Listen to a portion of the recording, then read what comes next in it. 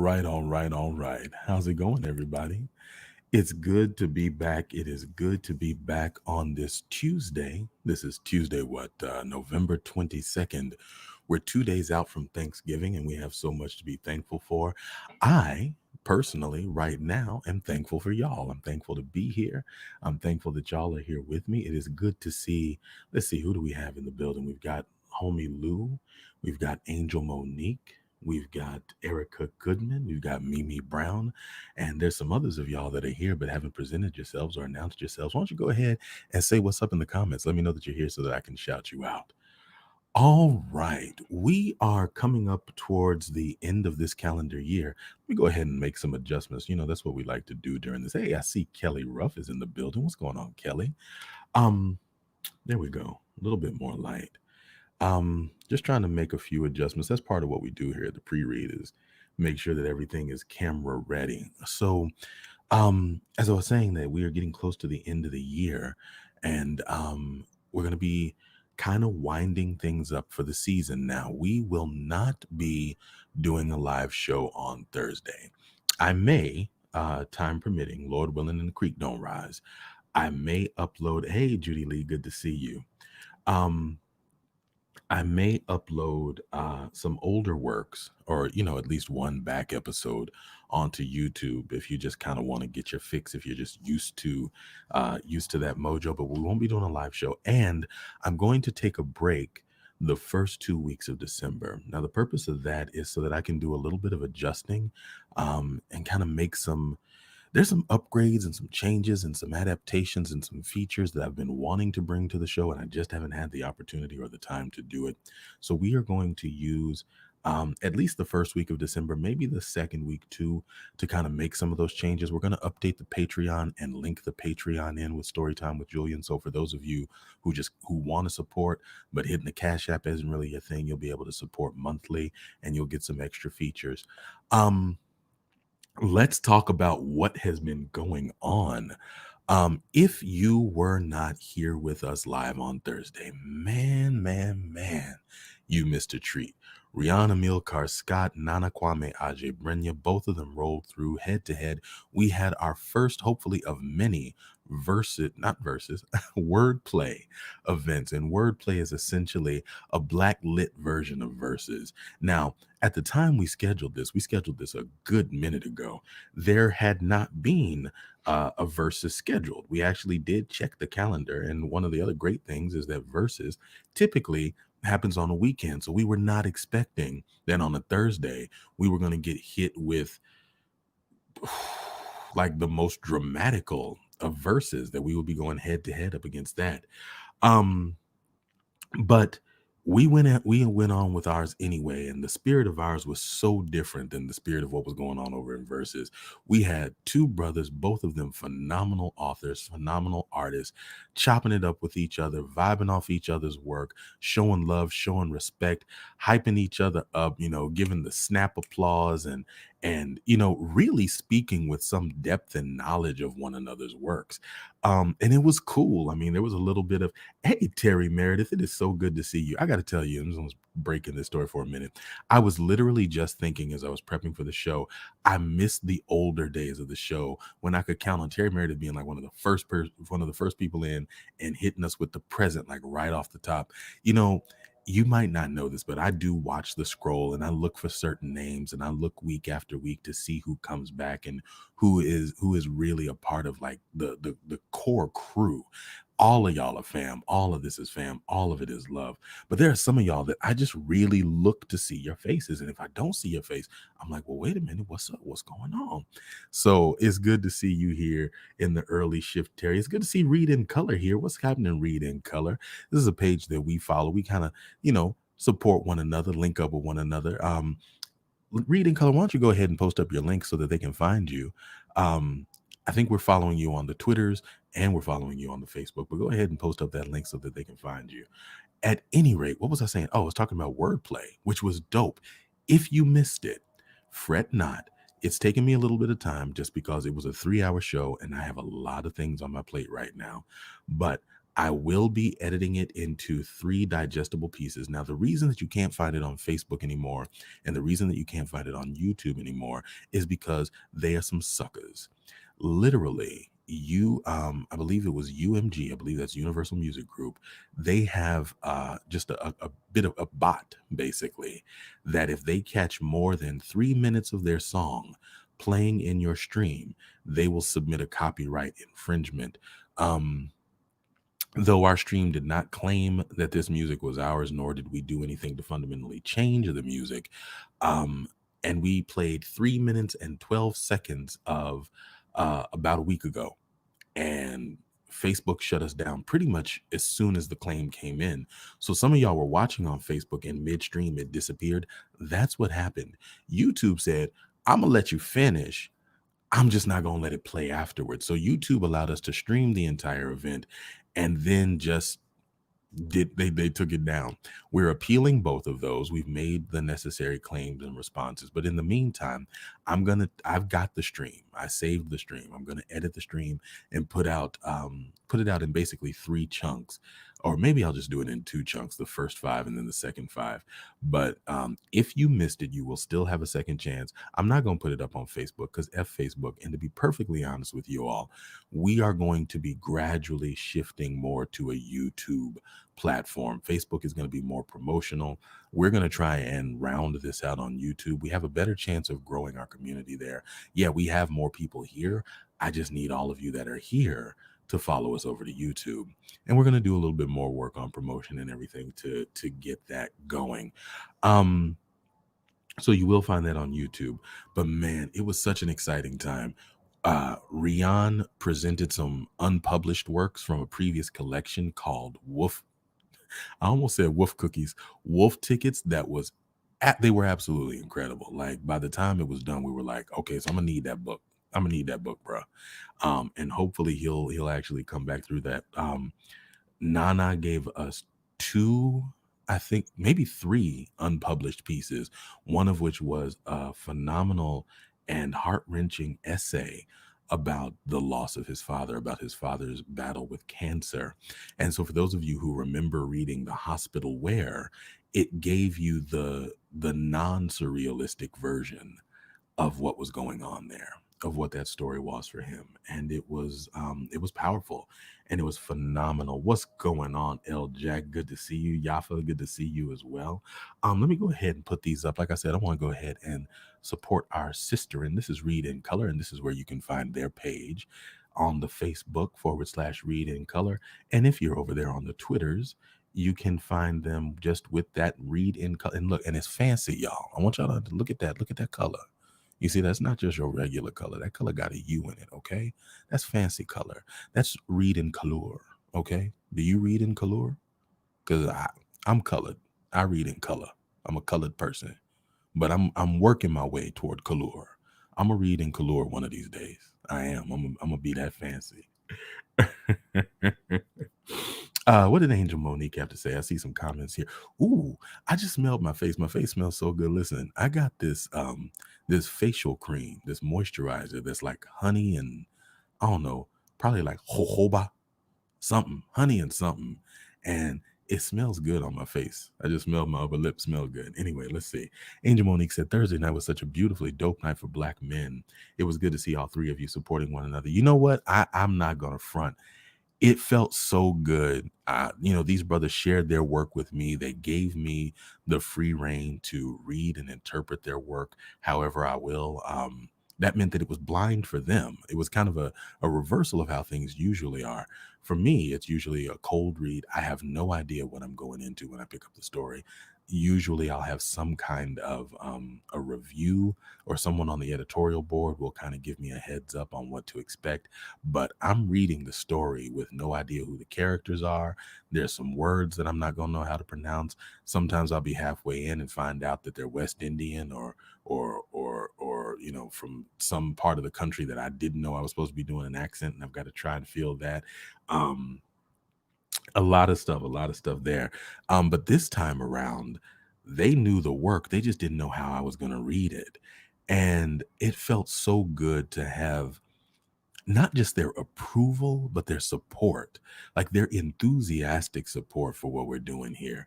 And yeah, it was amazing. It was amazing. I look at them, and as an aspiring writer myself, I believe I'm a good writer, but the world don't know it yet.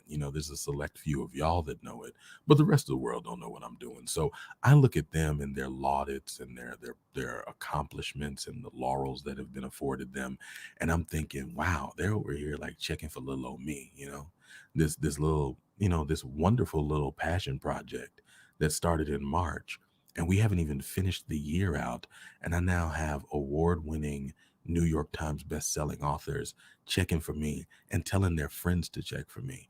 It's just it's humbling, and it's incredibly gratifying, and it's I just love it. I love it. Um but yeah, wordplay one was absolutely spectacular. If you missed it, it ran long. We ran well after midnight. DJ Equat spun for us. We had good music, good vibes. I know some of y'all fell asleep and woke back up, and I'm all good with it. And for those of you all who cut on multiple devices to help boost the numbers, I'm with that too. I appreciate all of it. And we're going to keep trying to do more innovative and different kind of programming to bring more folks in. And that really kind of brings me back to what I was saying before. I need to take a pause. I need to take a break for like 2 weeks max. It's hard for me. Like, the truth is, I don't really want to take this break, but my manager's been on me, my editorial board's been on me, my friends have been on me, like people who talk to me on Wednesday or on Friday when the weariness has settled and when I haven't really had a chance to recover. And the reality is, there's just a lot that I want to do. There's so much that I want to bring to this, and it takes time. You got to sit your ass down sometimes and do the work. You can't just keep plugging and plugging and plugging and plugging and pushing and pushing and pushing. Abraham Lincoln once said, I believe it was Abraham Lincoln, at any rate, the quote is attributed to Abraham Lincoln as having said, if I were given 4 hours to cut down a tree, I would spend the first 3 hours sharpening the axe. And that's the thing. I've got some things that I'm trying to cut down. I got to chop these trees down, and I need to spend a little bit of time sharpening the axe. So I'm going to do that. All will not be lost. You're going to have some new material, not necessarily new material, but some of the back catalog. I still have every episode. I th- is it every? I think I have every episode that we've ever recorded. So we're going to be able to load some of those up. Some of you all who came later into the Storytime groove maybe missed some of our early, a little bit more humble episodes, where the room was still incredibly dark and the microphone wasn't as good, and all those things. And we've got those. And there are some stories that it's crazy to really think about. And I haven't looked at the list again, but we've been doing this twice a week, often two or more stories within a week, or within an episode, twice a week, almost every week since the middle of March. We have read so many stories together. We have gone in the worlds of fantasy, speculative fiction, science fiction, allegory, folk tales, modern tales. We have had one, two, three, four, I believe five authors debut through us, with a sixth coming tonight. And I'm really, really excited about that. We're going to be reading a new piece tonight. Let me go ahead, hold on. And for those of you all who missed it, hold up, I got it right. Chia. Oh, it won't do it. Okay, hold up. I'm gonna take myself out the equation for me. We will be presenting that story tonight, or an excerpt from that story. Um, the the tempering of chocolate, which I just love the title. I love the suggestion of it. Not going to tell y'all what it's about, because this is an original. It was submitted through Storytime with Julian. So I did read this one first. I've read through it in its entirety once. I loved it. I contacted the author, asked for permission to read it ASAP, was granted that permission, and am thrilled to be able to present this to you all tonight. I think you're going to love it. I certainly do. And I think that we'll all be looking forward to more from this author. What else do I want to talk to y'all about? What else is on my mind? Grapes. Does anybody know that? Does anybody know that reference? If anybody knows the "what else is on my mind" grapes reference, I will give you one of my bookmarks. I don't know, something. Let me know. And don't Google it. Don't Google it. Let's see. Angel Monique says March 26th was our first. You know what? I thought it was the 22nd, but I think you might be right. Probably you just checked the file, so you would know. Um, but anyhow, what else is going on with you all? And what's some magical black? I don't know what. Yes, magical realism and magical black. I remember that now. Let's see. Erica Goodman says, I prefer the YouTube platform anyway, especially in the moment that I need to leave for a second because it lets you. That's true. YouTube, for those of you all who have distractions, you got kids at home, things are going on other than this, and you want to try and focus. YouTube does let you pause, it does let you rewind, which is dope. Facebook has a very limited version of that. Like you can start in late and then it'll catch you up, but YouTube actually legit lets you pause and rewind the joint. So check that out. I really do. I want to encourage everybody to start peeping it through YouTube. The chat function is present there. You can still have the conversations, but I know some of you also prefer not to really deal with that, and you don't want the chat thing kind of moving up the side. So um, I'm over here looking at the chat thing moving up the side. It got me distracted. But some of you all don't really want the chat thing moving up the side and you don't want that distraction. YouTube also makes it easier for you to shut that down. Mimi Brown is making pies. What kind of pies are you making, Mimi Brown? Also, speaking of things that people are doing, for those of you all who don't know, and I really can't imagine that that's anybody at this point, Terry A. Meredith, the phenomenal author, the author of the Beautiful Ones, the author of The Black, the author of The Library, the author of Traffic Stop, is also, yes, it is indeed from 30 Rock, Tanya Horton.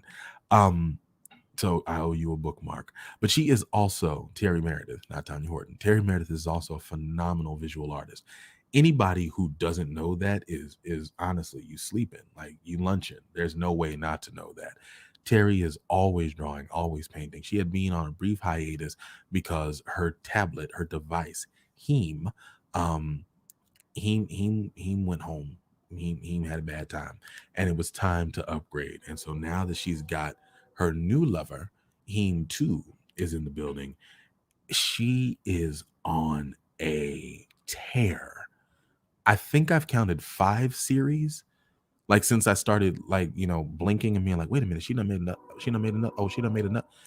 Yo, this mic picks up everything. Like literally, that train that you just heard is that's gotta be about a quarter mile away.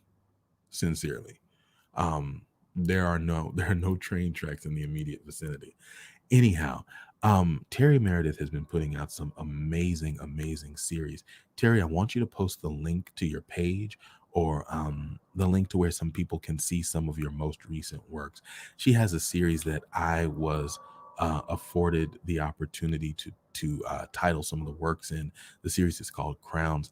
Absolutely gorgeous. She's got another series that features her inspiration is Egyptian sarcophagi, and she's done some original designs on those, and a very recent series called Silhouette Swag. Um, a lot of these 3 series in particular are celebrating Black women, and they are absolutely each one a different interpretation of the celebration, but still sort of just a natural progression of that celebration. They're very anthemic, and they're the kind of series that make you want to have the whole collection. So I really want the Ribbon series is the latest one, and yeah, the first one out of that knocked me over, knocked me over entirely. So do check that out. Let's see. Um what else did I want to talk about? I don't have a planned show today for the pre-read. I really spent all of today pretty much playing catch up trying to get things ready for the holiday, trying to get things ready for Thanksgiving. Mama is so excited. And she's so sorry for those of you all who missed Tuesdays of Two with Mama and you. She didn't get to do it today. That was because of some interruptions going on here in this building. I have a lot of frustrations about the community where we live and about some of the rules, regulations, and protocols. And today, it their protocols interfered with our timing. I was literally setting up and doing the mic test to be able to do the show when we were interrupted quite aggressively. It was annoying. It was really really annoying, and it interrupted us. But so today has really been a catch up day largely. Um, I forgot why I was telling y'all that. I really had a purpose to it, but now I've forgotten. Y'all have to excuse me. Forgive the fog that happens from time to time. But listen, we are close to the end of the pre-read anyhow.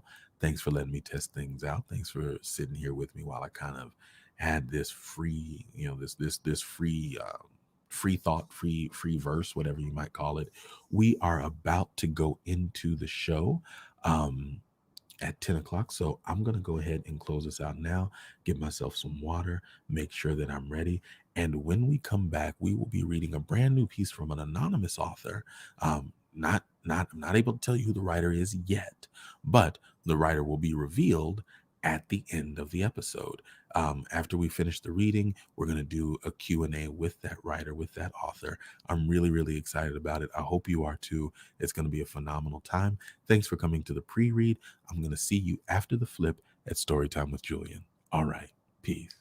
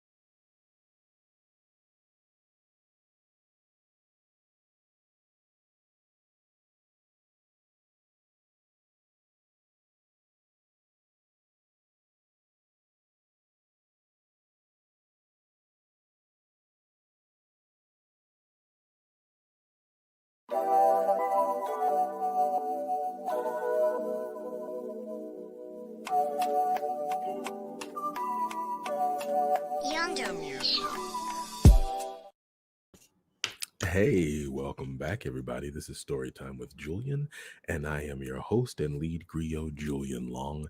I'm so happy to have you here, and I'm so glad to be back. This week, we are going to be bringing the month of November to a close. Now, typically, we have our Thursday, the last Thursday of the month. We'll do an erotica reading, but Thursday is Thanksgiving, and it feels weird a little to do an erotica reading on Thanksgiving. Plus, everybody's going to be, full and sleepy. If well, not everybody. I don't want to overgeneralize, but my hope is that you're all spending as much time as you can with the family that is near you, that you're being safe, that you're taking the time to reflect on what you're thankful for. I am certainly thankful for all of you. I am thankful for this show. I am thankful for the opportunity to share with you one of my passions and one of my loves twice a week, and that you make time out of your schedules. I know a lot of you like literally schedule this time out. You get all your work done so that you can sit back and chill with me and allow me to crack open a book with you, maybe sometimes share something that I've written, and on I think the best of days share with you something that was written from within this community. One of the things that I am most humbled about, and most thankful for, is that this platform has created and spawned new breeds of writers, and that we have people kind of finding and rediscovering their passions for reading, their passions for writing, their passions for the written word, whether they consume it or create it, or some hybrid combination of both. It is such an honor to be able to be a part of that. It is a greater honor when these new writers entrust their work with me and allow me to share it with you. And that is the case. That's what we have tonight. First things first, do a little bit of I Papa. Um, but first things first, I want to do a little bit of housekeeping. All of you right now, those of you who can, if you're watching this on Facebook, especially, please create a watch party. Share this length. Goodness, that's a different sentence. Share this link does not have the same meaning as share this link, which is what I wanted you to do. I wanted you to share the link, not the length. Um, Share this link and let folks know what you're doing with your Tuesday night. Let them know how you're spending your time. Invite them to come along. One of my favorite parts about this, I have a lot of favorite things, but one of my favorite parts about this is watching the community grow because somebody invited somebody and said, you know what? Because it made me, um, what was his name? Muttley. Because it made me Muttley laugh. Here is the comment that just did that. Okay. This is the kind of filth flarn that y'all have let pervade this community. Oh, okay. Um, but one of my favorite things about this community is that often somebody will invite somebody and be like, "Ooh, I know this is the kind of story that you're into, so you should come check it out." And then that person becomes a regular, and then they invite somebody else, and then that person becomes a regular. And so, my personal bank of friends and people that I can share with has grown because of this experience. And I want you guys to keep doing that. I want you to keep sharing. I want you to keep inviting people. You never know. You could be introducing somebody to the catalyst or the stimulus that might tap into their passion again, that might give them their inspiration. I'm not saying it's me, but we read from so many phenomenal authors that just hearing the words sometimes, just being reintroduced to the magic of words and creation can do so much to move and motivate and inspire. So you don't know. You have no idea what magic you could be responsible or partially. Man, I used to talk so well. I used to speak so well that you could be partially responsible for reigniting just by sharing an invitation. So please, ma'am, please, sir, please do that tonight. Tonight, we are reading a brand new work from a new author. This is someone who has not been read on Storytime with Julian before. Brand new author, brand new piece of work. We will be reading an extended excerpt from the new novel, or the upcoming novel, I should say. Um, excuse me, The Tempering of Chocolate. The Tempering of Chocolate.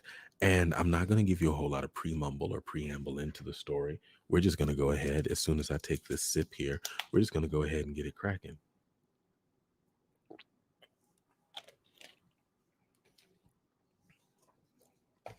What I will say is that I will take a break in between the chapters and the sections just to kind of give us a moment to catch up. I might, offer a little commentary, give everybody a minute to kind of ground set before we come back in. And keep in mind, we will have the author with us at the end of the read for Q&A. So there will be an author reveal at that time. I'm going to go ahead and take these glasses off. Here we go.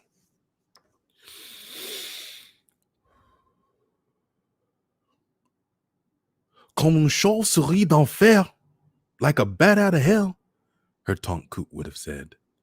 That's the way she moved through the low-hanging branches and underbrush of the swamp.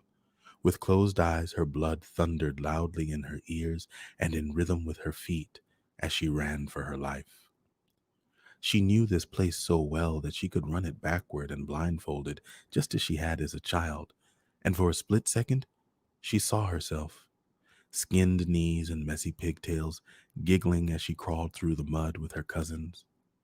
An owl hooting brought her back to her current dilemma, and her feet planted confidently each time they touched the marshy ground. She was running to the only place that she'd ever felt safe: home. There were dangers everywhere in Louisiana swamps, especially during hot summer nights. Snakes sunned themselves by day and coiled in high tree branches after the sun went down, ready to drop down on any unsuspecting head. Alligators looked no different than rotten logs, lying about, and were ready to make any unsuspecting intruder to their habitat their next meal.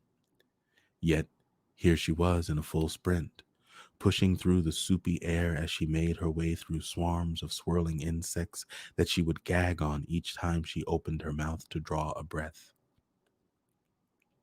The calls of the nighthawk seemed to come from every direction and should have disoriented her, but instead guided her in the inky blackness of the night.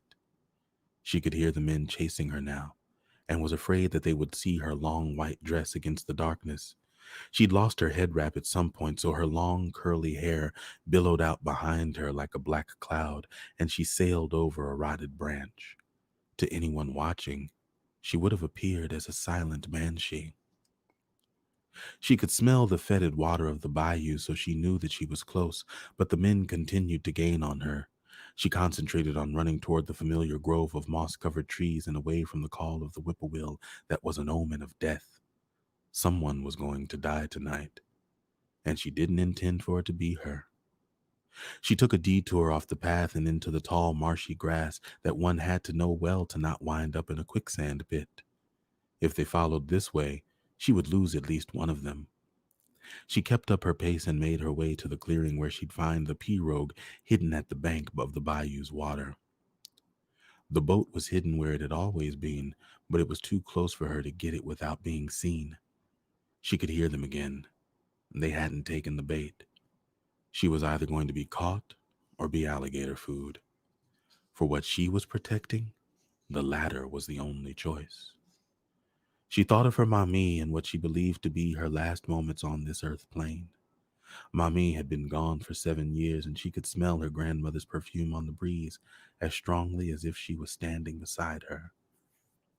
"Pray, child, call on God," she heard Mamie whisper.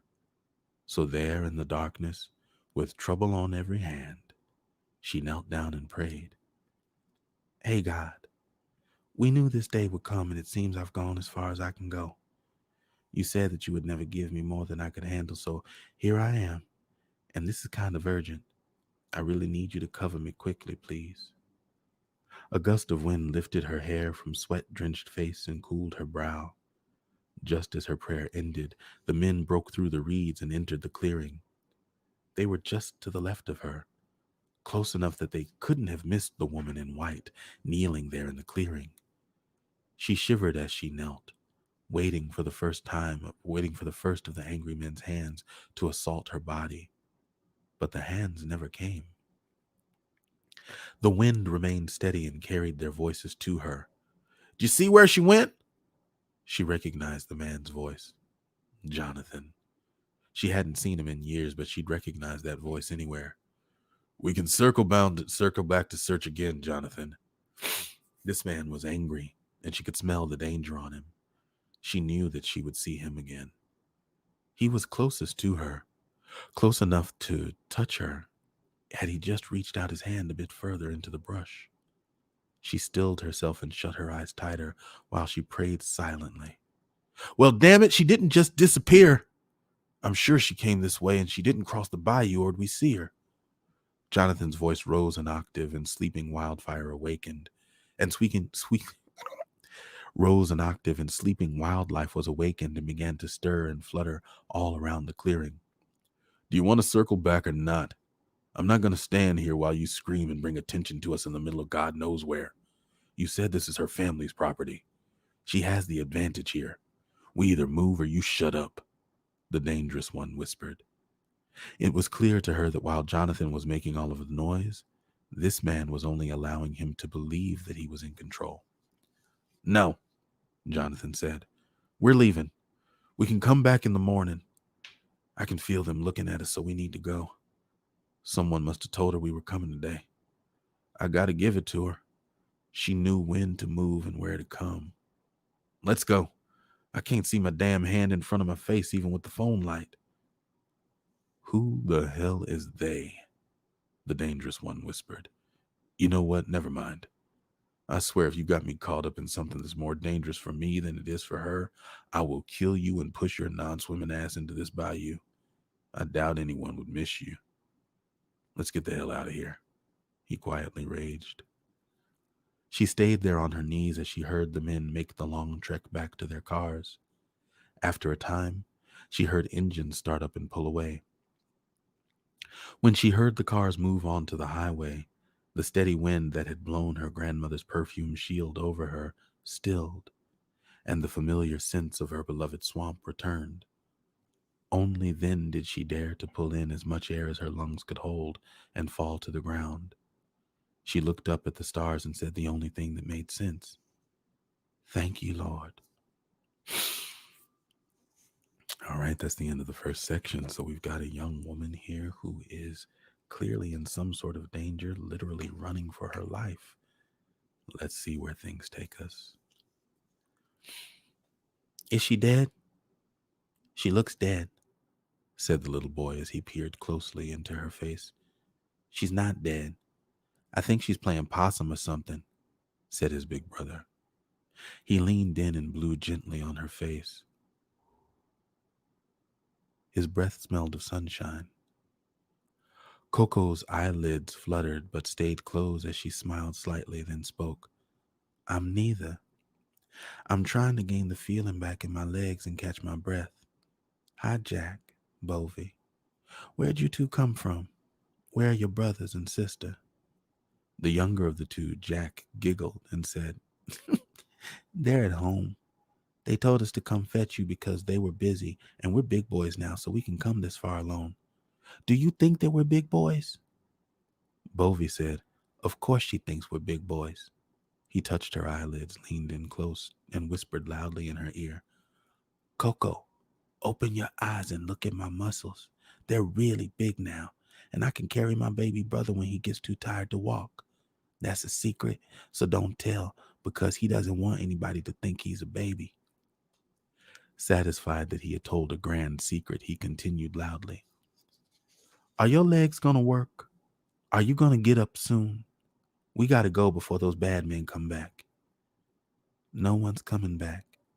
They left, and by the time they come back tomorrow morning, we'll be home and safe," Coco said. "One of them's gonna come back," Bovie said. "I know it, and I'm not fibbing. I'm telling the truth because Mama Pearl said I never tell lies, and she would know if I did because Mama Pearl knows everything. The words tumbled out of their mouths so quickly that she had a hard time deciphering who was speaking.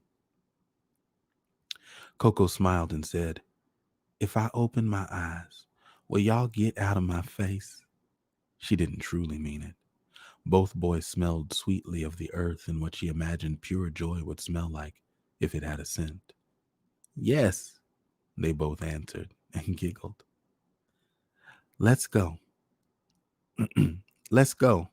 We already got the boat out," they both said in excited unison. She sat up and opened her eyes so that they could leave before someone happened upon them. God knows who else might be looking for her. "Well, it's pitch black out here, so I can't see you. I'll have to take a look at you when we get settled at home, but I can certainly check out your muscles right now. Deal?" "Deal," they both said, and began to fight over who would go first to be declared the strongest. "Boys, there's no need for that. Can one of you please stand on my left and the other over here on my right, please? I have this amazing ability to recognize two sets of strong arms at the same time." Once she declared that they both had the same size muscles, and yes, she was sure, they moved ahead to the boat at the mouth of the bayou where the moon shone brightly. Filled with a bit less adrenaline and feeling safer now, she took both of their hands and stepped into she took both of their hands as she stepped inside the boat. She used a cane stick to propel herself out onto the moonlit water. In the safety of the pirogue, she collapsed in a heap and sobbed silent tears over the close call. So much could have been lost. She had been prepared to die tonight before she would have allowed them to take her, but God and Mamie had watched over her, and the children had come as they always did, and so she put her mind on things ahead. There was still work to do, but first, she needed to rest. After she had a good cry, Coco settled into the floor of the boat and took in the beauty and stillness of the night around her. This was her family's bayou. She was safe here. The little boat cut through the water at a steady pace, yet there were no ripples on its surface nor sound as it moved along. She didn't need to steer. She would be there soon, so she settled in and rested her eyes for the few miles it took to get where they were going. As the boat rounded the last bend on the river, Coco pulled her weary body into a sitting position and felt the anxiety melt away at the sight of the only place she ever truly felt safe. The house rose majestically from her familial land. It hadn't been occupied since she'd been here 6 years ago to oversee renovations after the fire. Yet, the lights turned on one by one to greet her. The grand three-story red brick house was flanked by southern magnolia trees that had stood as centuries on the property for generations. Massive live oak trees lined the cobblestone drive, and the scent of the gardens wafted through the air. Birds of paradise, angel trumpet, and different varieties of succulents in the gardens at the foot of the wraparound porch and veranda shimmied in the still night at her approach. She could feel the love and warmth calling to her. She was home. The boat slipped silently beside the bank, and she stood carefully to be sure her legs would hold her. Steady now. She got out and stepped onto the grassy pathway. She looked back just in time to see 4 little wet handprints on the pirogue, pulling it into its hiding place. "Thank you, Bovie, Jack," she said with a smile as she held the hem of her dress and dipped deeply into an overly exaggerated curtsy. She heard the little boys laugh and saw splashes in the water. She then watched as tiny wet footprints ran down the stone path, leading in the direction of the backyard, where she heard more giggling. All of the children were here. As she made her way up the path, the familiar sights and scents of home surrounded her. A warm breeze stirred, and the wind chimes that she and her sisters had lovingly created in memory of their mamie sang to her. The magnolia trees swayed in a silent rhythm of welcome. Their large white grandiflora blooms opened instantly, and the red fruit of their seed cones burst into blossom at her approach.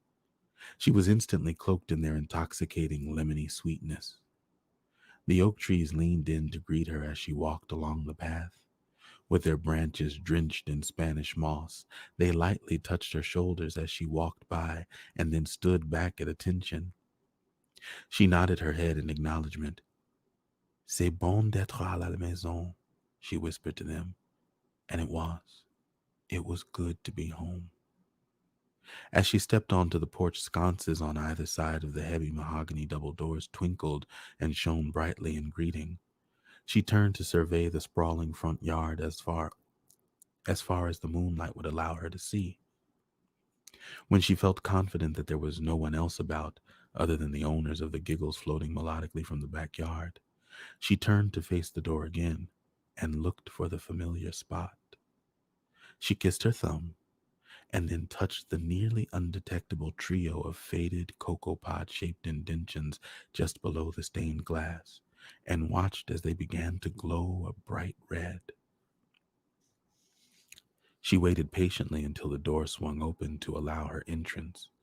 As she stepped in, it closed tightly behind her and locked itself. All right, that's the end of that section. So we're getting a little bit further in. She's home and seems to have received a very warm greeting, though we have yet to actually encounter another person. Let's see where it takes us.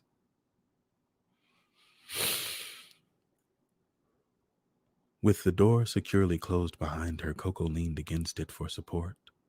Her body and soul were tired, depleted of the adrenaline that had kept her alive. The events of the day had taken their toll on her, so she sank to the floor to rest and take in the house that she hadn't seen for 7 years. She noted the deafening silence and knew what she needed to do. Yeah, I know. It's been a long time since I've been here, and I owe you an apology, she said softly. It was never my intention to neglect you, but I've done my best to ensure you were well taken care of. I wanted to come back sooner, but life just kept getting in the way, you know? Thanks for being my refuge. Forgive me? The lights dimmed softly in acknowledgement of her apology, and the click and the whir of the ceiling fans filled the silence. She had been granted the grace and forgiveness that wouldn't make the mistake of staying away so long again. She stood and headed toward the kitchen and thought maybe it was time to come back home for good. She'd think about that while she was here. But first, she needed water, and then a bath to wash the swamp from her body. And then she'd spend some time with the children. She hoped that the groundskeeper, who they just called Nonk, had left something in the refrigerator that she could grab to eat. An hour later, she emerged from the bathroom eating a plum, with her head wrapped in a towel. She was wearing running shorts and a Xavier University t-shirt she'd found in an old bag of clothes that she'd left the last time she was here. She passed through rooms that were filled with memories of her life. The house was quiet without Mamie here. During the remodel, she worked closely with the architect and contractor to rebuild the house as close to what it had been before the fire. Necessary upgrades wouldn't allow for an exact replica, but she'd gotten near it. She'd then gone to her family to collect mementos that they had of her grandmother that they were willing to part with. She tried to fill the house with things that would remind them all of who Mamie was so that they could always feel her presence. She stopped at the door of the library, and memories of long summer days spent reading with her sisters and grandmother came rushing back. The desire to be with them all was so strong that she couldn't enter the room. She dashed away tears and swallowed the lump that had risen in her throat, and then turned to put some distance between her and the painful realization that Mamie was gone and she was alone. She'd have to find time to call her sister soon. It was past time for a conference call, and they weren't going to believe what happened to her tonight. She only made it a few steps down the hall before she heard a sound that brought her back to the door of the library. She wasn't afraid. There was never any reason to be afraid inside the house. As she stepped to the door, lamplight filled the room. "Hi, Coco," the little girl said sweetly. She was draped over the chaise lounge, feet propped up on the seat, head on the floor on a pillow, opening a book. "Hey, Amari. What you doing in here by yourself, honey? Why aren't you outside with your brothers? They are too loud and annoying, the girl said. Well, aren't all brothers that way? Coco asked. Not like mine. They're the worst, Mari said, rolling her eyes. I understand. My brother's annoying too, but I love him. And he's so much fun and one of my best friends. Maybe think about how much you love them and they won't be so annoying, Coco responded. They're boys. Boys are annoying, Mari said with authority and finality. Well, okay, Miss Mari, you have spoken. I guess you told me, Coco said, smiling at the serious girl. I was on my way to the backyard to hang out for a little while. We all need to settle in for the night. Want to come with me? Mari studied her for a moment, then stood to put the book back on the shelf. She walked over to Coco and held her arms out for a hug. Coco embraced her and held her for a few long moments. Mari was always so serious and not one for much affection, so when she let her guard down, Coco cherished those moments. Hi, you pumpkin head. Coco knew she'd get a smile with that nickname. Mari smiled and grabbed Coco's hand as they walked away from the library. The lamp dimmed and the door shut behind them. That's what your papa used to call you, the little girl giggled. It sure is. Why'd he call you that? Your head is pretty average sized, Mari declared, and they both laughed. What was that you were reading? Coco asked. I don't know. I had just picked it up before you walked by, Mari told her. I'm sure I haven't read that one yet. I didn't recognize it. Must be something Uncle brought in. What made you choose that one out of all the ones you know I've already read? She asked. Well, it's really pretty, and I love the cicada on the cover, Mari responded.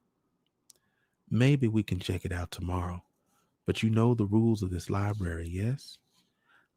I do, but you weren't here and Mari, what's the number one rule? If you haven't read it yet, I can't read it, Mari pouted. Let's be sure to remember that even when I'm not here, Coco said seriously. Come on, let's go see what the boys are up to. Maybe some girl company will make them more tolerable for you. When they approached the glass doors that opened onto the backyard, there was so much happening that it was impossible to concentrate on any one thing. The trees were singing in harmony, and Mikey sat cradled up high in the branches of one. They would crescendo and decrescendo with each wave of his hand. Charlie was sitting in the grass scratching the belly of an alligator while he fed bits of carrot to a trio of bunnies who were sitting attentively beside him. Bovie and Jack were still loudly arguing over who had the biggest muscles. Each time Bovie raised his voice, the water in the pool churned and you could hear the swell and crashes of the bayou behind the dock. When Jack responded, the ground rumbled and shifted. Coco stood shaking her head at the chaotic scene. See, I told you they were annoying, Mari sighed. Can we say they're spirited instead? None of you is annoying, Coco responded. No, we can say they're annoying because they are, Coco. You're supposed to be on my side because of that thing I saw in one of your books that you already read. I can't remember what it's called, but it's supposed to make us be a team and the boys are not on it, Mari said. A team? A team against the boys? Coco asked. Yes, it's something that makes us strong or something, Mari said. Coco, you know what it is. I don't know the words right now. Something that makes us strong and a team against the boys, Coco pondered. Girl power? Is that what you're trying to say?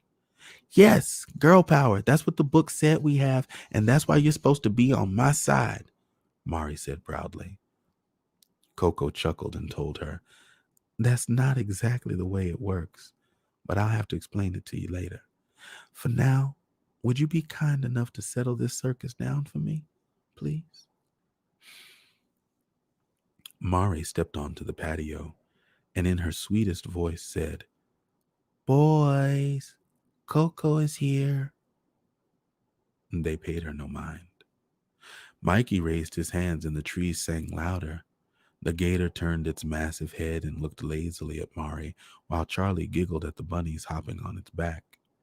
Bovie and Jack continued to shout while the water in the pool splashed over the sides and rolled out onto the grass. The ground trembled. "See?" Mari turned back to look at Coco, who was still standing just inside the kitchen door. "Loud and annoying, just like I said. They never listen. Cover your ears, please." She stepped out further into the yard and looked around at the chaos for a moment. Coco covered her ears and watched as Mari stilled herself and spoke again, slowly, in the softest whisper. "Boy, I said Coco is here."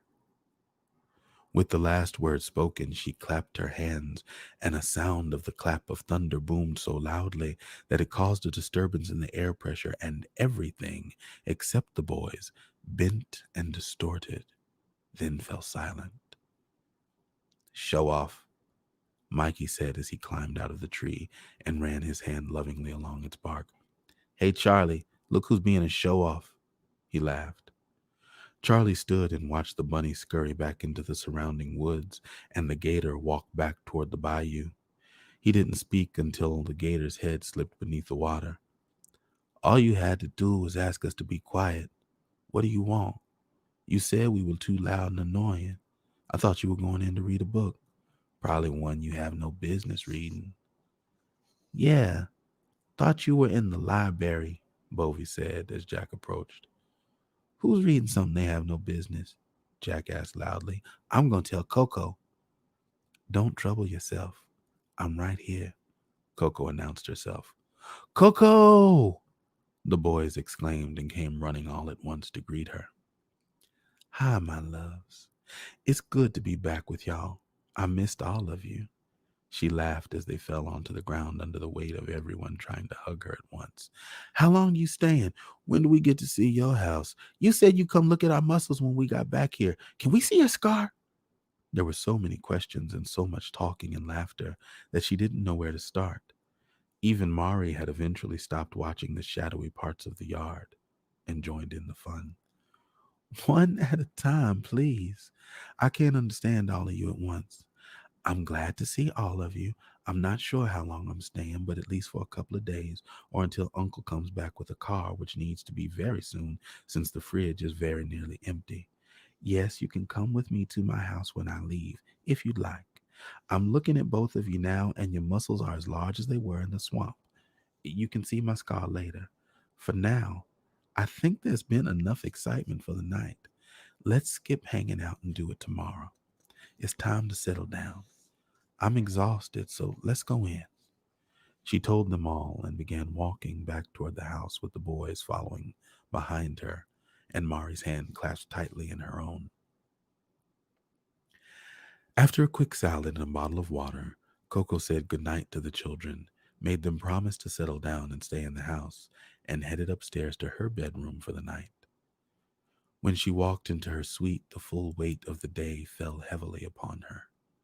She crawled into bed and settled into the pillows. She thought about how she had smelled Mommy's perfume out in the swamp. As she drifted off to sleep, she prayed that her grandmother would come to her tonight. Downstairs, the children were settled in the library. Mari was reading a story when Bovie announced, "The bad man is here." "I know," Mari responded to him. "He was at the edge of the property watching us when we were out there with Coco. He's waiting." "I told Coco he would come back," Bovie said. "Why didn't you say anything out there?" Charlie asked Mari. "Because Coco doesn't need to know that he's here," Mikey said. "But we have to tell her, Mikey. We have to tell her so she can be safe," Jack said quietly. "No, we don't have to tell her anything." Charlie hugged him close to soothe him. "She's asleep. She's not going to wake up till the morning. It'll be okay. We'll handle it," Charlie said. All right, give me just a second. I need to take a sip. Yo, we are pretty close to done. How y'all feeling? Tell me some of your thoughts about it.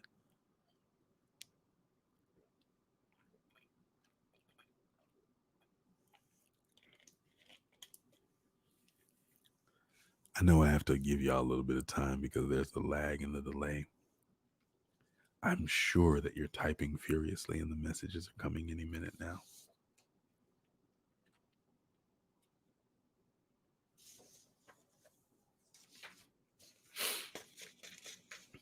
All right, this is the last section. No, we don't have to tell her anything. Charlie hugged him close to soothe him. She's asleep. She's not going to wake up until the morning. It'll be okay. We'll handle it, Charlie said. Jonathan made his way around the side of the house quietly. He had been watching from the wooded area at the edge of the property in the backyard until all of the lights in the house had gone dark. He wasn't sure what he'd seen as he'd watched the air stir and the ground moved under his feet. There were alligators and rabbits playing together in the yard, and he swore the trees were singing. At one point, there was a noise so loud that he thought he'd go deaf as something that felt like a hard push in his chest knocked him off his feet and disoriented him for a while. And in the midst of it all, Coco stood smiling and laughing. The darkness was so great that he had to feel his way along the side of the house. He could smell the rain coming, and just then a clap of thunder sounded off in the distance. Lacking sight, his hearing took over, and he listened for any signs of danger as he walked. The only thing moving about was the branches and the moss on the trees, blowing in the wind that was bringing the summer storm in. He moved slowly. There used to be a door on this side, and he hoped he would find it before the sky opened and drenched him. He tripped on something on the ground and clasped his hand over his mouth as he cried out in pain. He had fallen, but he didn't think anything was broken. He decided to stay down there and crawl along the ground, feeling out ahead of himself for anything that might be lying around when he stumbled upon what felt like a latch. It was large and heavy. He tried pulling it while he was on his knees, but nothing happened. He stood and pain shot through his left leg, but he held on to the latch and gave it a pull. Nothing. He gave it one more with all he had. He expected to fall backwards and catch himself so that he could see what was under it. Just as the latch gave way, lightning lit up the sky behind him. He looked over his shoulder just in time to see a smiling Charlie push him into the opening, and then he blacked out. He tried to scramble to his feet when he came to, but the pain in his leg was now joined by cuts and bruises from the fall. His body sore. He probably sprained an ankle, but still nothing felt broken. He leaned against the wall behind him and took in a breath to scream for help. I wouldn't do that if I were you, a voice from the darkness said. Who is that? He yelled. I said I wouldn't do that if I were you, the voice said again. There were giggles and the sound of feet moving around him, but it was so dark and he was still a bit out of it from the fall that he was too disoriented to gauge what direction any of them were coming from. Whoever you are, you'd better let me go. My family will come looking for me, Jonathan said angrily. I doubt anyone will miss you, a voice mimicked the dangerous one from the swamp. I knew y'all were out there. I told him y'all were watching, Jonathan cried out. The fear in his voice was clear. A lamp switched on someplace in the room, but it was so dim that he couldn't see much. He squinted his eyes and peered around what looked like a basement dug out and reinforced under the house. He could hear the wind howling above him and the rain beating down on the door overhead. You've been mean to our Coco, a girl's voice said from somewhere in the shadow. You scared her and chased her through the swamp tonight. We don't like that, Jonathan. We don't like it at all. Jonathan pleaded. Please, let me go. I swear I'll leave and never come back. She'll never see me again if you just let me leave. I swear on my pawpaw's grave. You're right. She's never going to see you again, said the girl, and she shrugged her shoulders. No one will. Hey, what's that mean? What does that mean? What y'all mean? If y'all just let me go, I swear I won't never come back. I'm sorry. I will go right now, he pleaded. Sweet little Bovey stood on the steps to the front of the room with his eyes closed, humming softly. The lamp dimmed to darkness and the sound of rolling thunder filled the room. A flash of lightning filled the space, and then he saw them. The children stood on the steps watching him, but not as he remembered the last time they'd shown themselves to him. Each child wore the tattered clothes that they had been in when they left this earth plane during the time that they were kept as child labor on his family's cocoa bean farm. Clothes tattered, faces gaunt and exhausted from 16-hour work days, little frames starved and eyes empty. They were the last thing he saw as the house opened up its earthen mouth and swallowed him.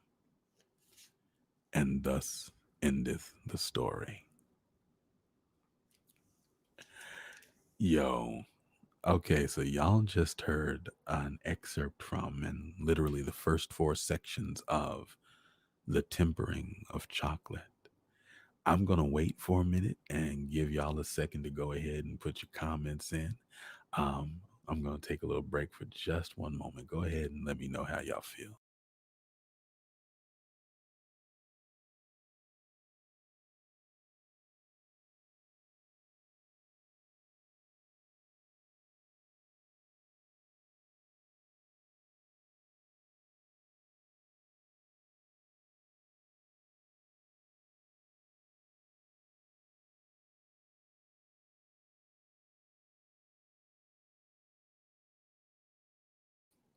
All right, all right, all right. I am back. It's so good to see your comments. I'm really excited. And now, at this time, I think it would be good for us to have a little bit of a question and answer. I have extended, I'm going to sneeze. Adi, adi, adi. I'm going to do it again. Goodness.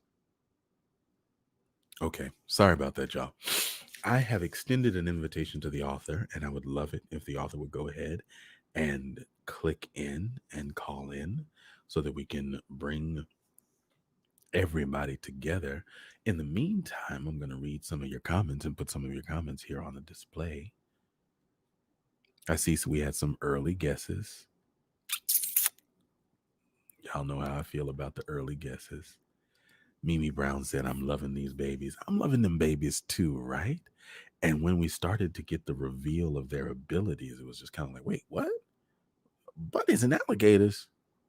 How does baby got the lion laying down with the lamb? Latricia says, this is so good. Judy Lee's loving it, says it feels like home. That's all now. That's always a great comment to get. That if you write something that makes somebody feel like they're home, that's what it is. That's what's up. Akanke says, me too. I feel like I know them. And we've got more cosigns. Yo, when Mari hit him with the, we don't like that, Jonathan. Yo, the first time I read it just on page, little chill bumps. I'm like, I ain't fucking with Mari. She already got the thunderclap situation. Anytime a little child call a grown person by their name with authority, run. Just run. They got powers and bad things are going to happen to you. Yes, Jonathan absolutely should have minded his business. Let's see. I'm guessing that's at the part where the house just swallowed him up, and I feel like yo is absolutely the correct response. Terry Meredith says that that was incredible, and she's definitely going to listen again. That's what's up. That's a great thing. Kamisha Umstead says, absolutely beautiful descriptions. She can see the swamps, and she's in the bayou. The house feels like home, and the children feel like family, and she cannot wait to discover more of this world. I agree. I concur. All right. Thank you for the blessings. Thank you for the blessings. I appreciate it. Jack is here for the protection of the babies and the ancestors. Yeah. Now the question is, who's protecting who?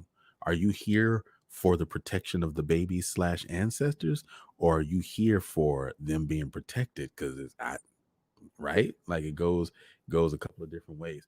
There are so many questions to answer here, but I am not the one to answer them. I feel like we should go ahead and bring the esteemed author of this piece into the stream and let this person talk about their own work. So prepare your questions, and I'm going to invite in Hi Angel Mo, guys. the author of The Tempering of Chocolate. How are you, Angel? It's so good to see I you. am good. Thank you. Good to be here. First, first, thank you so much for sharing your work with us. Beautiful piece, absolutely phenomenal. You've already heard some of the praise and the accolades from some of the listeners and from some of the fans. I personally, just from the moment I read the very first section, could not get enough of it. And I would love to, before we even get into some of the questions, for you to just share a little bit, share as much as you feel comfortable with sharing with us about what the overall story is about, and tell us a little bit of what the inspiration was that got you started writing it. Um, First off, thank you so much for having me. I'm so excited. I'm a bit of a crybaby, and I'm really happy that this is happening. Of I course, did this is not read the comments. I did not. I will later, but I did not right now. But this the this is just a very small piece. This story is about. Why I look like I don't have a neck, y'all. I'm sorry. This story is about.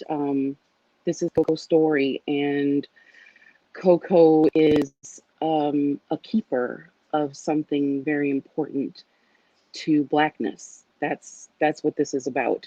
Um, and the people that are trying to hurt her are looking for that thing. So I feel like that's about all I can give without giving too much away. But that's what it is. She's important, and she is holding on to something that makes her responsible for who we are as a people. And there's some bad folks who really want to have it, and she is doing all she can along with the children that you've met who are protecting her along the way to make sure that she keeps it. And she learns a lot fantastic. about herself along the way as well, thus the tempering. Okay, okay. That was going to be my next question. I Hmm. think some of, let's go back. I want to put some of the comments up here. Um, First of all, a whole bunch of enthusiasm just in general. Go Ladyface from a familiar name here. That's Thank you, from Corey. Corey. That's my That's one of son. yours. That's your That's my son. son. Yes. Let's Go Mom from Blue Winter. That is one of my other sons who is my daughter's best friend. Thank you, Blue. Kamisha Umstead said, I knew it, Go Angel. And I I knew feel she'd like, know. and I think for those of, Will There's says, my baby. OM freaking, that's my mom. Oh, you got Y'all all make your my chillers heart up feel in here. good. All my chilling is here tonight. Ashanti There's my says, hey, baby. mom. Hey, baby Armand girl. Hi, serving up the mommy. claps for you. Thank you. Judy Lee loves it. L Jack Thank says you, that he Judy. effing knew it was the description of the flowers. What I tell you? So Those you you and I knew the had a flowers. private conversation about this, and I said one of the things that I believe is going to be a hallmark of your writing is your attention to detail when it comes to florals and botanicals. Hmm. Anybody that knows you knows that you have a deep love for plants, I do. and the way that you described them and gave life to them had so much detail. I was like, there's at least three people that are going to latch onto that and figure that out. Yeah. But it adds a lot of texture and a lot of very specific environment to your work that I it was a pleasure to read. Thank Um, you. One of the things that stood out for me, I think you were was it a magnolia blossom that you were describing, and you said their lemony sweetness Yeah, the scent from magnolia blossoms is kind of lemony, vanilla-ish, but mostly it's lemony, sweet. had Yeah. never occurred to me. Now, when I used to go to North Carolina for nerd camp at Duke, there were magnolia trees all over the place, and I would sit under them, and I loved that smell. But that Hmm. lemon bit never hit me until I read your words, and I was like, "I'll be damned." Absolutely phenomenal. Mebe Brown wants you to know that this story is dope. Thank And you, our friend Mimi. says, Angel, this was divine.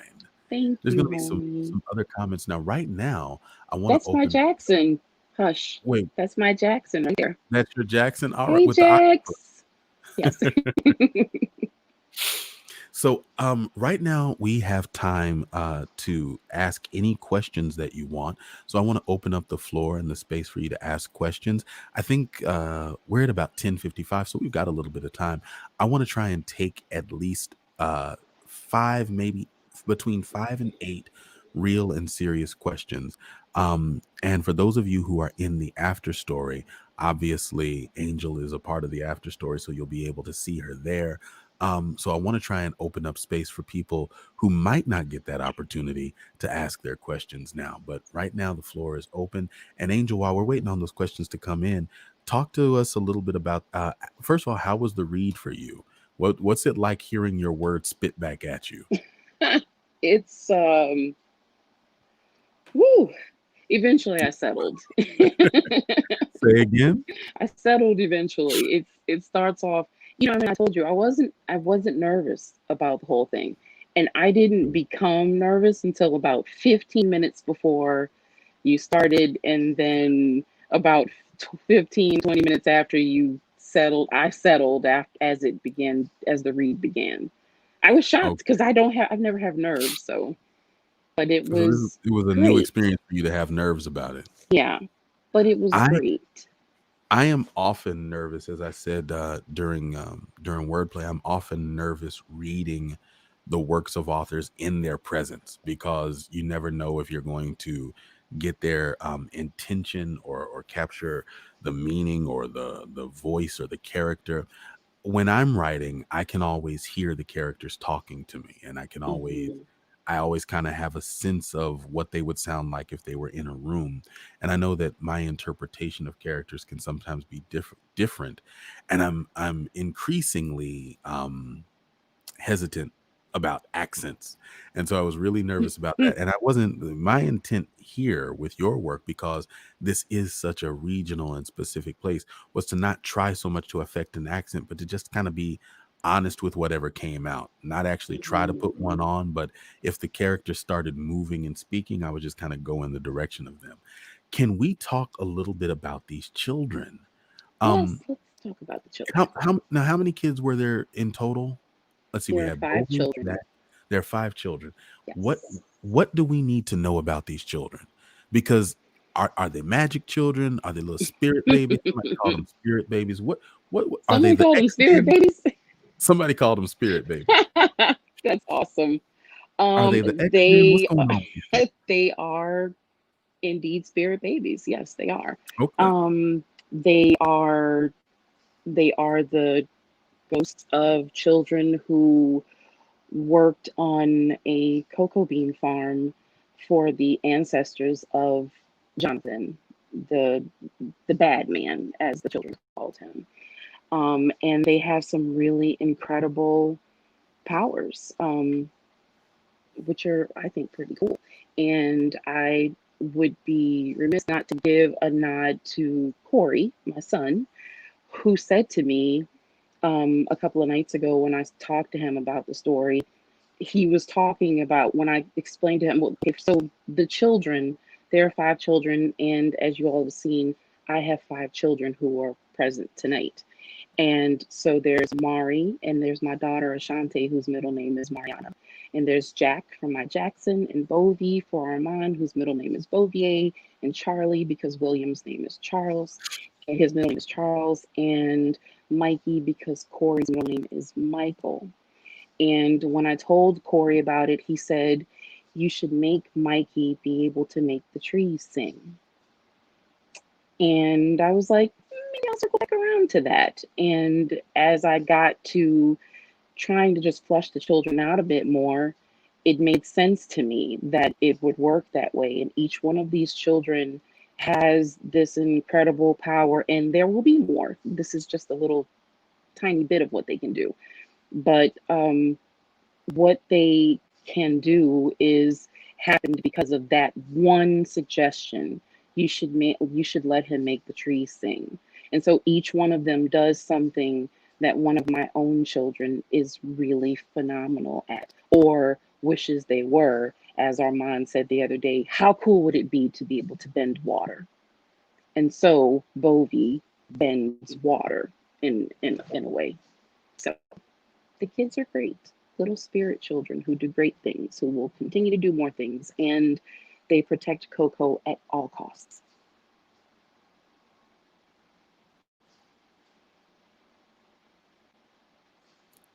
That feeling when you forget to unmute your mic. I was just like, he forgot.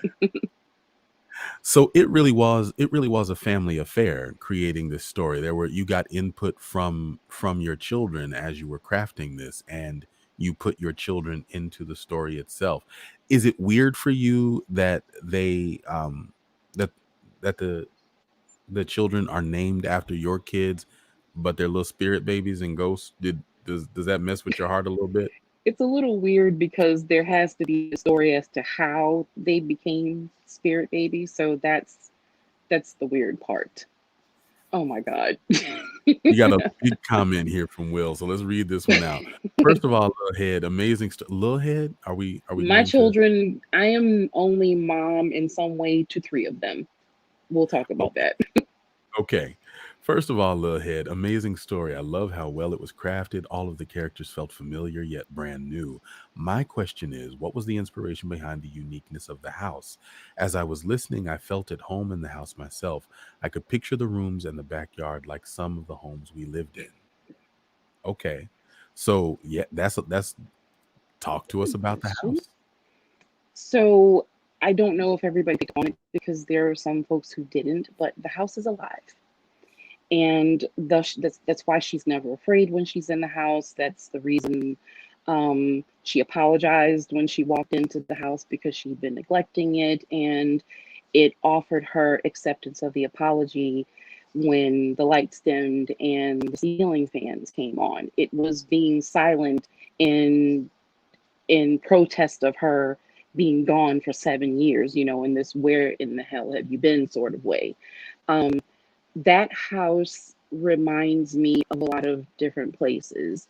Um, my grandparents, when they were older, they both passed away for been gone for some years now, but my grandfather purchased a plantation home in Mississippi, and there was a lot of my mother has 9 siblings, so we were all there at one time, all together, plenty of times. So there's always something loud, and there are kids everywhere, and there's a lot of activity going on. And the reason it feels familiar to you, Will, is because there were some draws on the house that we lived in Georgia, and the house that we lived in before we came here. So it feels familiar because there were some pieces of home pulled from that, which I actually didn't realize I was doing until it was done. Okay. Yeah, Wow, that's dope. That is super rich. Um, a question from Tanya Horton. So, if the children are named after your children, are you Coco? I am not Coco. No, You are not. I am not Coco. I That am not feels like Coco. a T-shirt. Okay. It is. Um. I'm not Coco So, though. what is important for us to know about Coco, other than she's protecting something that is very important to Blackness? Is it Michael Jackson's original nose? She might have a piece of that. She But might. no, she might. But what else should we know about Coco? Roughly, how old is Coco? Coco is in her late 20s, early 30s now. Okay. Um, she there's a lot more to learn about her. These children are not the only ones who do some really incredible things. Coco will too in her own way.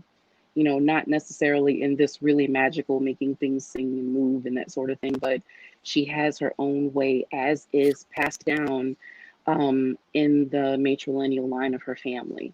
So this is the start of things. You'll find out. Okay. how she got her name. You will find out where she comes from. You'll hear a lot more about Mommy, her grandmother. And Mommy is what we called my grandmother.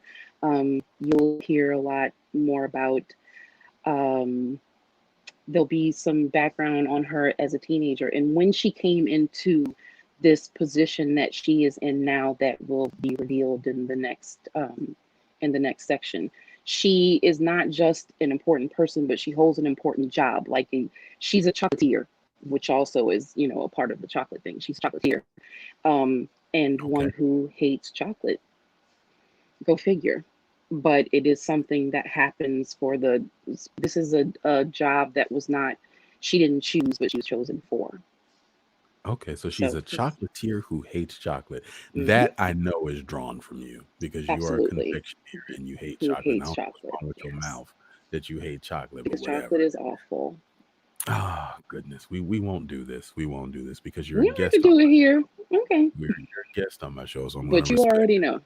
Thank you. that chocolate is delicious. Yes, I do. So, a couple of things. One, I don't want to let another moment pass before we encourage people to support you. Now, typically on Storytime, we do our support through Cash App. I understand that you don't have Cash App. Mm-mm. You said that people could send their contributions to you through the Storytime Cash App, and we will deliver those to you.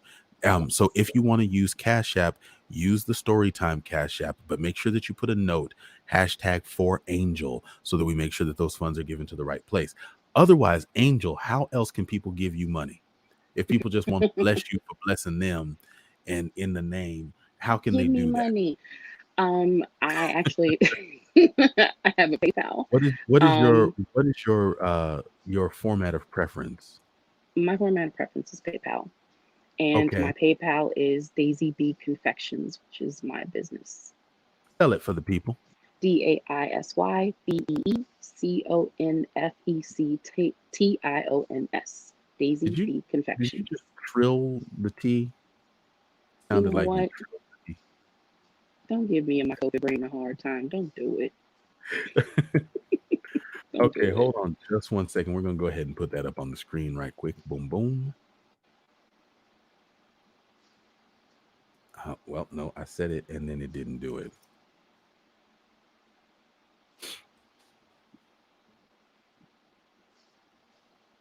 And do you have, because this question has come up before, do you have Venmo? I do not. You do not. I Okay. do So not. for those of you who have PayPal, you can go ahead and tip your Griot Angel at using PayPal at Daisy B Confection. Does that look right to you? Can you see it on the With an screen? S. Daisy B Confections. Hold With up, an let me S. fix it. See what I'm saying? Then you have somebody else getting your monies. Sorry, y'all. Well, no, okay, so we're gonna fix it. Daisy B Confections is with an S. Yes. Make sure that you all tip her for blessing us with this lovely story. I'm gonna go back and make sure that we haven't skipped over any other comments and questions, and we did. Ashante, your daughter, asked, "Will Padre be written into this story as well?" I don't know. I guess we'll have to see. Okay, so there is still There's some a development, lot of story to come. a lot of story to go. Yes. Um, I I didn't know it I was going to be a novel until Julian just said it was going to be a novel, but here we are you at a knew it. novel. We've had this conversation about We the have. length of your work. This is Yeah. absolutely be a novel. I want to say, and if I'm taking credit that I ain't supposed to take, then oh well. But thank you for the shout out. I felt like it was a shout out. The red book with the cicada on the cover. Yes. That Hmm. made me smile. That made me feel good. And as I was reading and we kept, glancing over this name, Mommy. And I was like, I want to know more about Mommy. And it made me think about Mutt in the story Cousins, because it seems like these matriarch figures carry so much story, even though Hmm. they're not mentioned a lot. They Yes. don't, they don't, they're here for a hot minute. They have a couple of big lines, but they just seem to be, saturated in story. So we will, I think you said earlier that we will get more of Mommy. Is that right? There will be more of Mommy to come, a lot more. A lot Okay. more. Yeah. All right. Mommy is, she's great. She's great. I believe it. Now, one Yeah. of the questions that I had reading just the prologue, the first section, the running through the swamp. I was in the 1910s, Hmm. 1920s until this motherfucker busted out a cell phone, and I was so confused. It was like blah blah blah blah blah by the phone line. I was like, the phone light? What is he from the future? What is she running from? So what is the time? Hold on a second. We got an issue. Somebody said, I'm gonna go ahead and put this up on the Daisy B Confections. Confections. Okay, somebody said they can't find it. If you can't find Daisy B Confections, um, then send it to Storytime with the hashtag for Angel. We absolutely will make sure she gets it. I'm gonna be 100% clear on that. So, what was the time period that this is taking place? This is current. This is right now, This 2020. is this is in the 2000s, 2020. It's 2019 because 2020 is just no. It's too much for this story to take Yeah, place in. I can't take it. Yeah. For those of y'all who can't find it, make sure you include the @ sign if you're looking in PayPal. That might be the reason why you can't find it. Another question that came up: location. Is this a specific area in Bayou Country? It is not. It's It's not. not. No, Is it's this not a fictional specific. area? It is. Yeah. Okay. All right. Coco, her family is from there. Her Coco grew up in New Orleans, but she's there every summer with her sisters until the summer that she comes into who she truly is, which is coming in the next section. Okay. Okay. Bet. Will says, I don't know what this means, but this must mean something to you. God. Since Charlie got an alligator in the story, it's only right that William gets one for Christmas. Do with that what Next, you will. That sounds like a next, home thing to me. next, next. Next, we're not even doing it. Again, we Not go doing ahead it. and make these payment options clear because we absolutely want to tip and bless our griots. Thank you It guys. is such a rare and wonderful gift just to have you share your work with me personally, for one thing. Um, as a writer, I recognize the all the feelings, all the emotion, all the tension of, ooh, I don't want to let it go. And if I turn it loose, and opinions and all of that. So thank you for trusting me in that way. But thank you for trusting all of us and letting us into this world, even for the briefest of glimpses. This was an exciting first. We had 5 segments here, 4 chapters and a prologue. It was an exciting first 5 segments. I personally am looking forward to more. I'm going to go ahead and put you on the spot and say, will you, when you have rounded the next sufficient, let's say, chunklet, the next 30 pages that you're real happy with, Hmm. will you send them on over and let us share with you again and share with us Absolutely. again? I would be Thank you honored. so much. Thank you so much. I'm going to leave a little bit room for more questions. I'll take at least 2 more questions before we sign off. But before we sign off, Angel, tell us about what you're doing in life other than writing. Who are you? What your business is? How can people find you on the social medias? Should they even look you up, or should they not come for you unless they're called? Unless I send for you. what what do we need to know? I am Angel Monique everywhere. Thank you. Thank you, Wow, Mish. I love you. that That's was my a big teaser. sister. I am Angel Monique. Um, I am Angel Monique everywhere. I am actually a baker and I own a home bakery business. And very soon, like just after Thanksgiving, Mhm. there is going to be a really, I'm so excited about this, the perfect cookie, which I'm telling you all about now that no one else knows about. The What is the perfect perfect cookie. cookie? The perfect cookie is the best chocolate chip cookie you've ever had in your entire life and ever will. And how can we verify this? You can order it and taste it and then tell everybody. Where Or, we order it or or oh, okay. they could maybe ask you. They could ask me. They can ask you. We will absolutely post you more information about the perfect cookie when those details become available. Yeah. What does the I what am does Daisy B Confections. That's where you can find me on Facebook, on Instagram. You can find me at Daisy B Confections. Okay, so we will look for you on Facebook and Instagram at Daisy B Hmm. Confections. And Yes. what does one what should one expect to pay for a perfect cookie? $10. $10 for one cookie? $10 for 5 cookies. $10 for five cookies. So that's $2 a cookie. Yes. $2 for a perfect cookie. I will spend $2 for a perfect cookie. I would. I absolutely, yeah, I would easily spend. I'm not gonna try to get you to raise your price. I personally, if it was a perfect cookie, Hmm. I spend $5 on a perfect cookie. I Maybe would eat you will just, I'll raise the price for you. no no huh? No, Nobody else said that they would spend that's $5 that's on the the opposite of cookie. how this was supposed to work. I was supposed to say that, and then as the host of the show, it was just supposed to show up at my door like, "Oh, I didn't ask for these cookies," and then I Oh, eat is it on that how air. that That's works? Oh, I that thought. is a good idea. You should definitely eat one on air. We'll have to see to that. We've got a couple more questions, and then we're going to close out the night. Your daughter Ashante asked, "What was the inspiration for the story? Did it just kind of come to you in a dream? It was all a dream, or one day did you start writing the story and started to tell itself?" I hope that made sense. That does make sense. The inspiration behind the story. The inspiration behind the story, initially, it was just a few words. That was it. The title, actually, excuse me, the title is a revised title.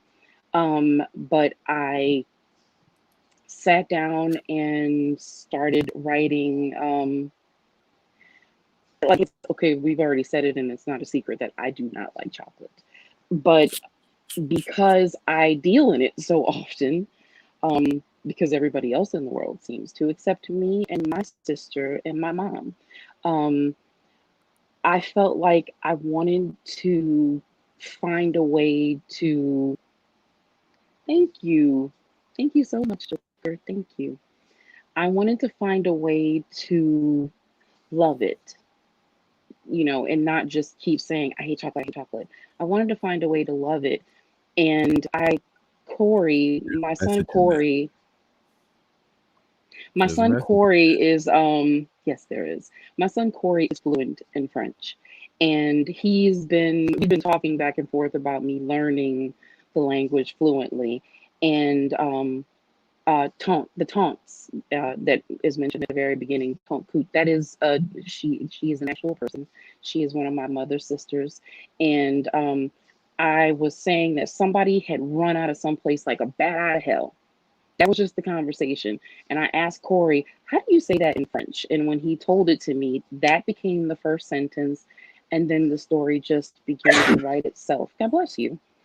The Thank you. story just began to write itself. There was nothing special, nothing happened.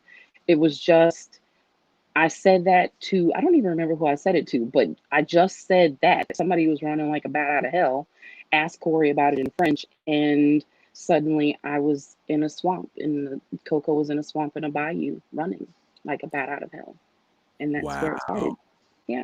And see, that's one of the things that I love is that you just never know where inspiration is going to come from. You never know where the story is going to be born and where it's going to take you. There's a few questions about shipping with the perfect cookie. Yes, Hmm. my understanding is that yes, you do ship. Yes, I do. However, you've still got some details to iron out. So the launch is going to be right after Thanksgiving. Is that right? Yes, right after Okay, so Thanksgiving. Website the will launch launch, is going all to be that. right after Thanksgiving. Watch this space. I will put up specifically because I've been called out. I will put up a promotional post. I might go live and do the post that way, but we'll have some information for you to follow up with this. Angel Monique, thank you again so much for sharing your gift and your world with us. We look forward to hearing more, and we're going to round out the show. Any parting shots or last words before we go? Um, Thank you so much. I am so grateful to all of you for listening and for loving Coco and loving the children. Um, see there?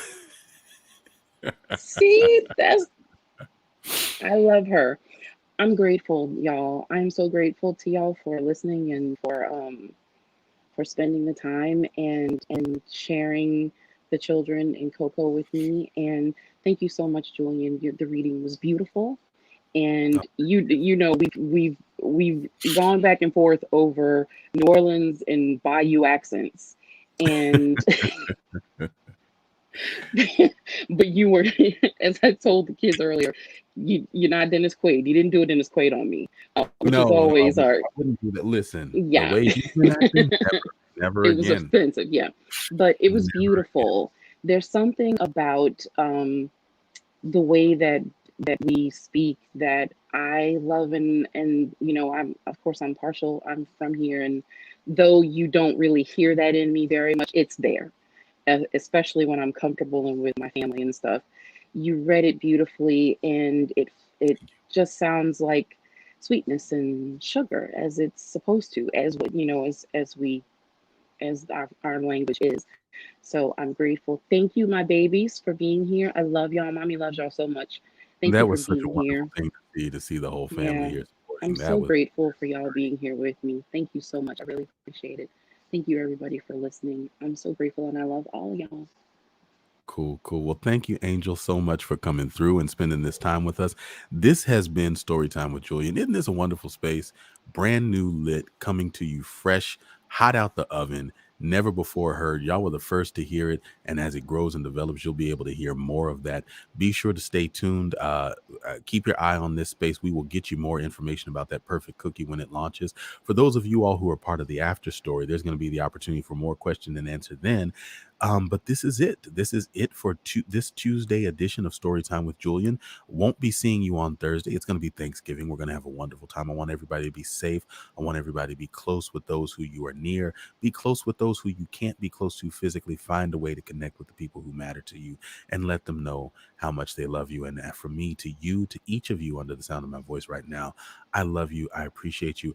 I am thankful for you for helping to co-create and foster this space with me. And I will see you in a few weeks. All right, this has been Storytime, and that's it for now. Peace.